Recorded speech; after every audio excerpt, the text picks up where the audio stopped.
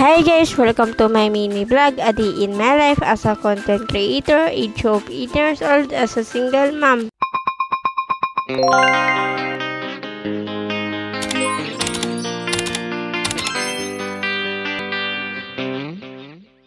Hi guys! Good morning! Pagkagising nga pala namin ni Bibi Ethan ay pumunta na nga rin pala kami dito sa may sala.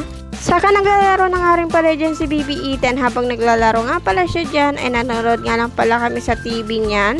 Ingkanta dyan nga pala yung pinapanood namin dahil hindi na nga rin pala kami nanonood tuwing gabi.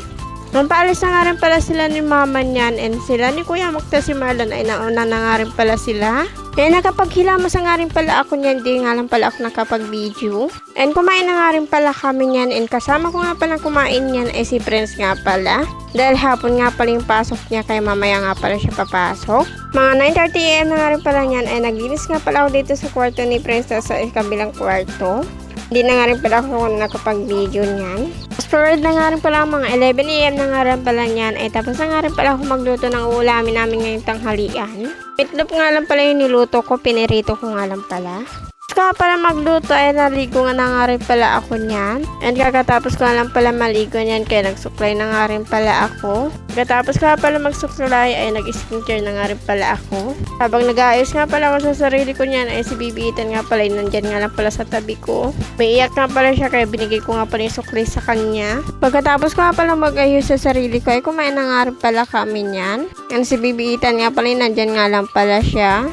Mga 1:30 PM na nga rin pala niyan ay pinatulog ko na nga rin pala si Bibi Ethan dahil inaantok nga pala siya. Naglaro nga pala kasi siya kanina kaya napagod nga pala kakalaro. Kaya inantok nga pala siya. Mga 4 PM na nga rin pala niyan ay naghuhugas na nga rin pala ako ng mga plato niyan. Nga pala ako nakapaghugas kaninang umaga kaya ngayon na nga rin pala ako naghugas. Habang naghugas nga pala ako ng mga plato niyan ay nagluluto na nga rin pala ako. And habang naghugas nga pala ako ng mga plato niyan ay pinapabantayan ko nga lang pala kay Marlon si Bibi Ethan.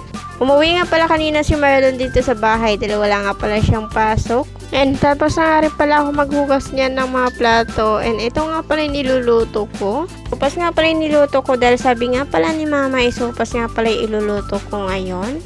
Katapos ko pala magluto ay pumunta na nga rin pala ako sa loob ng bahay.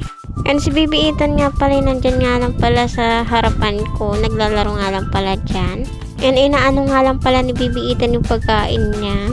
Mga 6:30 PM na nga rin pala niyan ay kumain na nga rin pala kami nila ni mama niyan. Sila ni Marlon Marian nga pala kumakain na nga rin pala sila. Kasama nga pala nila si Bibi Ethan niyan.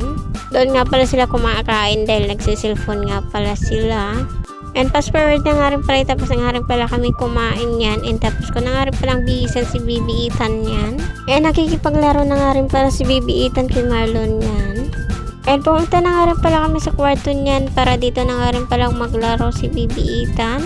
Para makapag-edit na nga rin pala ako. Kaya dito na nga rin pala kami sa kwarto namin. Pagkatapos nga pala maglaro ni Bibi Ethan ay pinapadidite ko na nga rin pala niyan para makatulog na nga rin pala si Bibi Ethan. Inaantok na nga rin pala siya kaya pinapatulog ko na nga rin pala. Kaya hanggang dito na lang. Good night. Bye bye. See you next vlog.